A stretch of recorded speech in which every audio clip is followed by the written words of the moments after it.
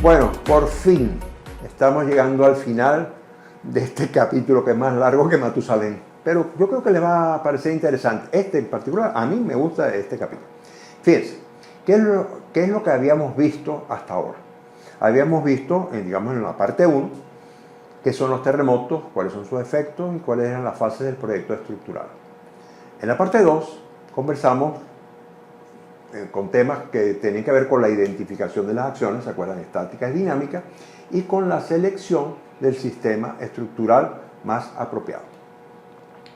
La parte 3 versó sobre lo que es el dimensionado estructural y el modelado estructural. Había algunos que otros ejemplitos, siempre son ejemplos sencillos para no perdernos en un maremágnum de operaciones. Luego, la parte 4 conversamos sobre los métodos, digamos, de análisis estructural que normalmente suelen utilizarse y pusimos, creo que un ejemplo bastante representativo de cómo es que un ingeniero de la calle, un ingeniero típico, normal, sin ser un especialista en nada de estos temas, pues cómo él se enfrenta al proyecto de una edificación, tomando en cuenta las consideraciones, digamos, de tipo sísmico, normativas. Y finalmente, en la parte 5, que vimos hace un rato, se conversó sobre lo que eran los aspectos asociados relacionados con el diseño estructural. Ya esta es la última parte, esto que vamos a ver ahora, la última parte de este primer tema, digamos, del curso. Y lo hemos llamado, le hemos puesto así un nombre, un título un poco así filosófico, reflexiones finales. Bueno, vamos a ver qué tal nos va con este tema. ¿Cuál es la pregunta de los $64,000? Bueno, mire, señores, resulta que hemos cumplido con todas las normas. Hemos utilizado la última versión del SAP, del ETAP, del programa que a ustedes les da la gana. Somos unos expertos, cumplimos con todo lo que nos dicen las normas. Y cada vez que hay un terremoto, ¡pam!, se caen las edificaciones. Definitivamente, algo está pasando. O en dos palabras, muy bien, pero ¿por qué son sísmicamente tan vulnerables las edificaciones y en general las obras civiles? Entonces uno se puede preguntar, caramba, ¿será que el análisis es muy enredado? ¿O será que el sistema estructural no es apropiado? Creo que me equivoqué, no estoy muy seguro. O no se aplican ni se entienden las normas. Eso también puede pasar. A veces las normas son más complicadas que aprender alemán.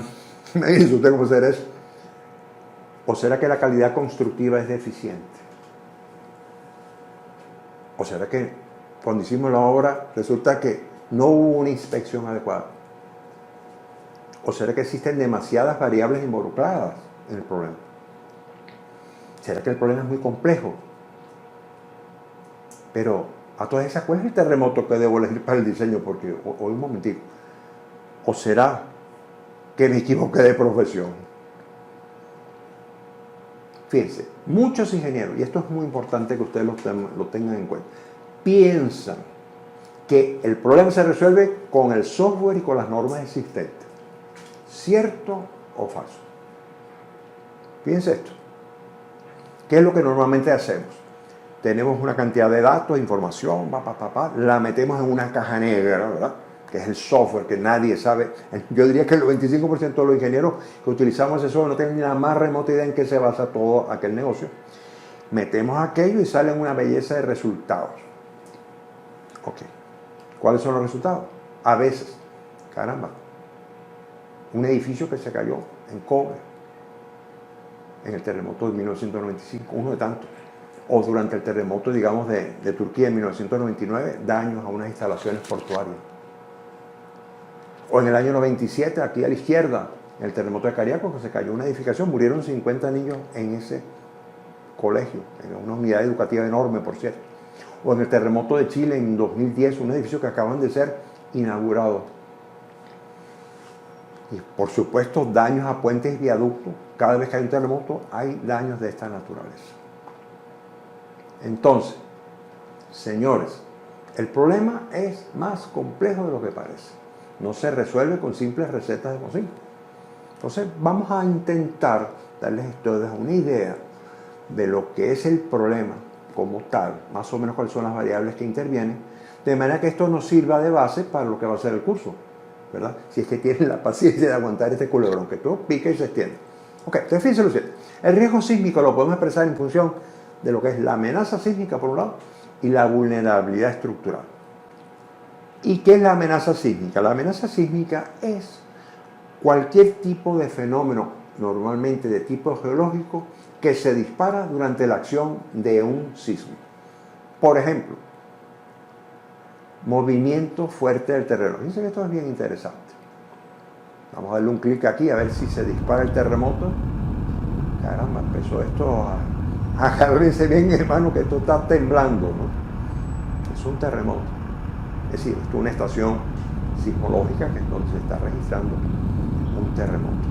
Es evidente que cuando esto sucede, la Tierra empieza a moverse para arriba, para abajo, a la izquierda, a la derecha, y las estructuras que están encima de ella definitivamente no les hace, pero ninguna gracia a esto. Tanto es así que cada vez que hay un terremoto, bueno, hay una cantidad de daño que ustedes lo pueden ver. Si ustedes visitan las páginas de internet, se darán cuenta de la cantidad de daño estructural que ocurre cada vez que hay un terremoto. Esta es una de las amenazas, lo que sería el movimiento fuerte del terreno. Pero es que hay otro tipo de amenaza.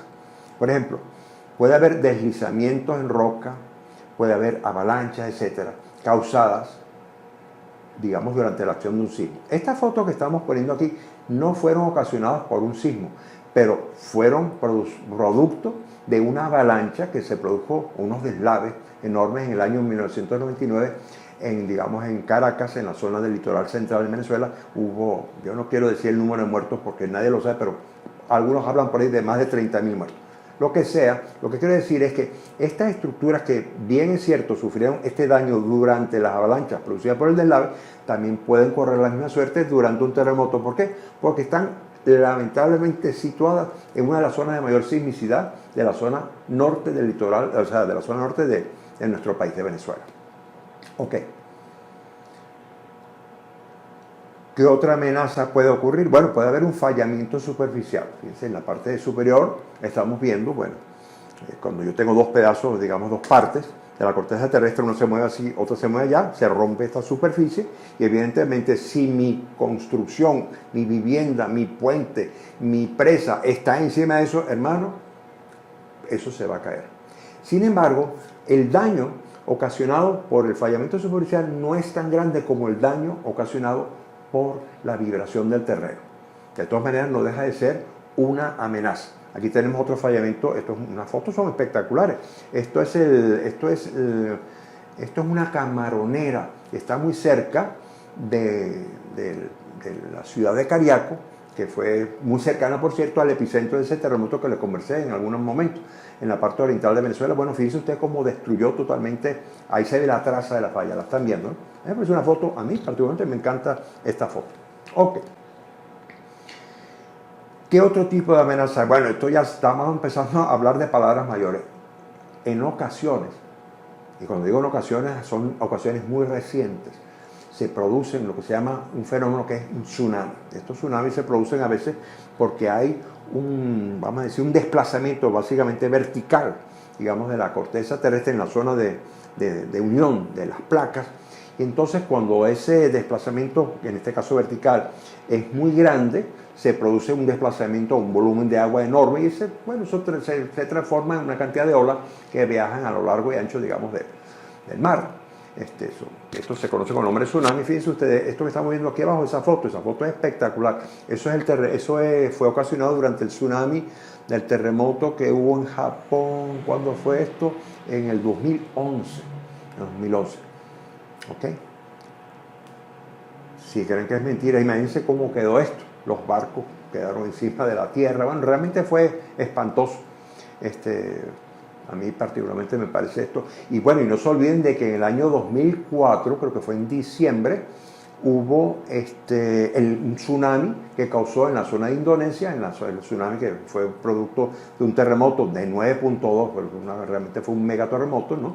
En la zona de Sumatra, en Indonesia, donde hubo, de acuerdo a lo que dicen las estadísticas, víctimas mortales que ascendieron a 250.000. Realmente esto fue horroroso. Eso forma parte también de la amenaza. Ahora tenemos otro tipo de amenaza, ¿verdad? La amenaza, dice, hay quienes hablan por ahí de cuando estamos hablando del movimiento del fuerte del terreno, hay quienes hablan de la amenaza, de que la amenaza es la aceleración. No, la amenaza no es la aceleración, la amenaza es, en todo caso, la duración, digamos, del ciclo. Ok, en ocasiones se suele producir, cuando las condiciones, digamos, del suelo así lo indican, sobre todo en zonas que están próximas al mar o que están próximas a las orillas de los ríos, el fenómeno de hundimiento. Vamos a ver si puede haber un hundimiento costero. Entonces, ese hundimiento costero, aquí hay una foto interesante. Esto es en Cariaco, esto es Cumaná, una ciudad ubicada a 75 kilómetros de donde fue el epicentro, pero un suelo blando, está en la desembocadura del río Manzanares, así se llama. ¿Ok? Hubo muchísimo daño. Fíjense lo que le voy a mostrar, esta otra diapositiva de ese sismo. Yo tuve oportunidad de estar ahí. Y lo que ustedes están viendo, allá al fondo están los barcos. Ahí se hundió, vamos a decir, el malecón, aproximadamente 2 metros. Pero este que estamos viendo aquí, donde se ve esta mata, o este árbol, ahí había un paseo marítimo que entraba al mar 40 metros. Se fue también, se hundió. Entonces, este tipo de cosas, obviamente, pues suceden. Es otro tipo de amenaza. Y luego hay una amenaza que también es muy interesante, que es lo que se llama la licuefacción. La licuefacción, realmente esto es espectacular. Cada vez que existe este fenómeno, un fenómeno que se caracteriza porque debido a unas ciertas condiciones muy específicas del suelo, suelos arenosos que están muy saturados, etcétera, se produce una pérdida de capacidad de soporte y todo aquello que está arriba se hunde. Ejemplo, esto que están viendo ustedes aquí, estos son las terrazas, unas viviendas que están ubicadas en las terrazas de Turn Again, que esto es en Alaska. Turn Again quiere decir terrazas de vuelva de nuevo. Bueno, yo pienso que ahí no va a ir de nuevo nadie. Es evidente que este tipo de fenómeno, si los arquitectos y urbanistas, digamos, de esa zona, hubieran tenido la leve sospecha de que ahí podía pasar eso, nunca se hubiera destinado ese terreno para hacer un asentamiento, digamos, habitacional. Aquí tenemos otro caso bastante interesante. Esto es en Turquía, que se produjo también. Y esto, por supuesto, en Kobe hubo estos problemas. Hay uno, no me acuerdo cómo se llama aquello, que aparece en todos los libros, ahorita se me olvidó, el Alzheimer. Ok, pero bueno, estos son, digamos, los típicos casos, los típicos efectos de amenaza sísmica que debemos tomar en cuenta, que influyen, por supuesto, en los daños. Pero ahora vamos a conversar, volvemos a la diapositiva anterior y decimos, ok, hablamos de la amenaza sísmica. Ahora, ¿qué es la vulnerabilidad estructural?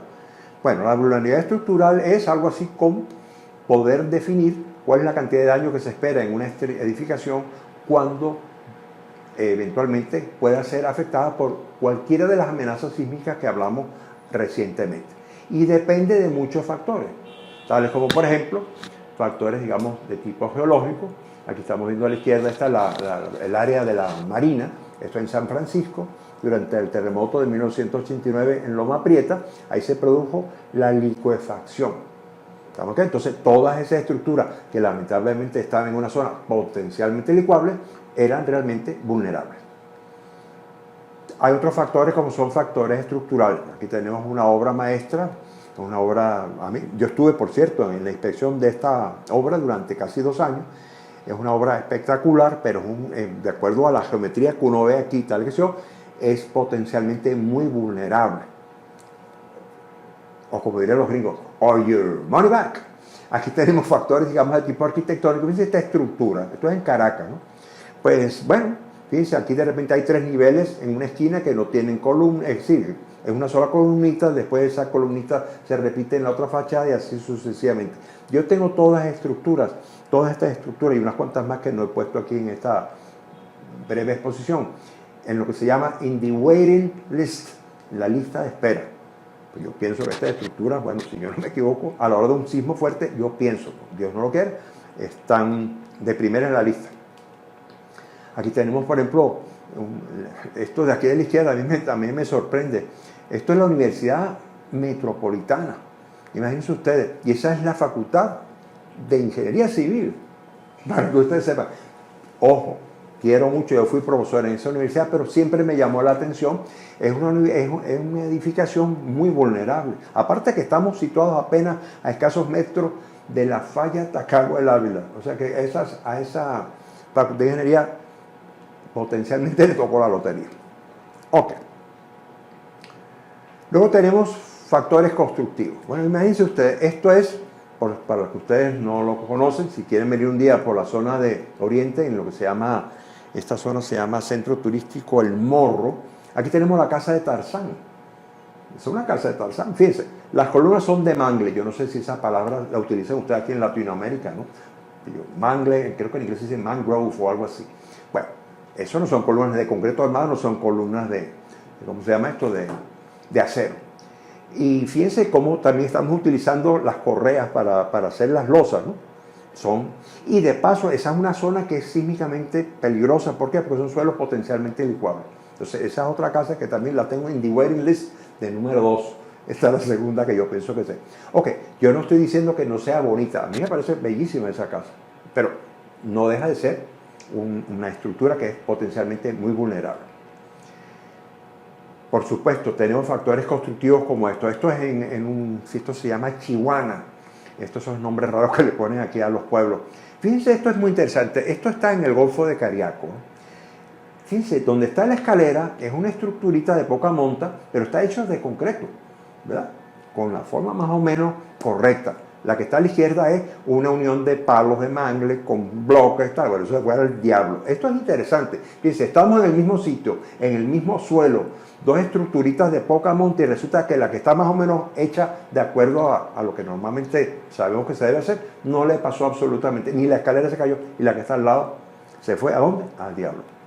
Aquí tenemos otro caso, esto ya es en Cariaco, esto es muy típico aquí en Venezuela. Yo me imagino que en todos estos nuestros países pues existe que de repente aquí tenemos una estructura de acero y entonces le ponemos paredes de bloques de concreto, bueno, hacemos una mezcolanza. Fíjense, volvemos a lo mismo, esta edificación que está aquí, a ver si la veo, esta que está por aquí, no le pasó nada. Sin embargo, todo esto que está aquí, que es realmente una porquería, pues se vino abajo. ¿Por qué? Porque los factores constructivos, aquí no hay control de calidad. Luego tenemos otros que son factores socioeconómicos. Es evidente que nuestras poblaciones, pues, estas viviendas, pues, a mí me parece, a usted le va a parecer un poco raro, yo no que sea una masoquista, que me gusta. Es que esas fotos son bellísimas. Fíjense la de abajo, esto es una población que se llama El Pilar, que por cierto la falla del Pilar, una de las fallas activas más importantes de Venezuela. Fíjense cómo quedó esa casa, ¿no? Quedó parada sobre una sola columnita, ¿no? A la izquierda, y todo lo que es la tabiquería. Estos son casas de bareque, así se dice en Venezuela. Taquezal, creo que se dice en Managua. Ok, y sin embargo, cosas curiosas, relativamente cerca de aquí, en otra población, esto está todavía más cerca del epicentro de esto, y esta no le pasó nada y esta sí. Es decir, esto es una lotería, que es esto, también debemos entender esto. También tenemos factores socioeconómicos, una cantidad de viviendas, pues que están ubicadas en zonas que son, bueno, que son en los cerros, ¿verdad? Que son zonas que son inestables potencialmente y son estructuras que obviamente no cumplen con ninguna norma. En definitiva, después de todo este cuento, ¿cuáles creen ustedes que son entonces los sismos más dañinos? A ver, ¿se oyen ofertas? Señores, todos, hermano, aquí todos son dañinos. Ok, ya estamos, un break, carajo, por fin. No sé, yo sé que ustedes quieren tomar otro cafecito, yo no voy a tomar más café como le dije, porque me puede caer mal. Pero ya estamos llegando pues prácticamente al final de lo que sería este primer tema. ¿Qué les parece? ¿Va bien el cuento?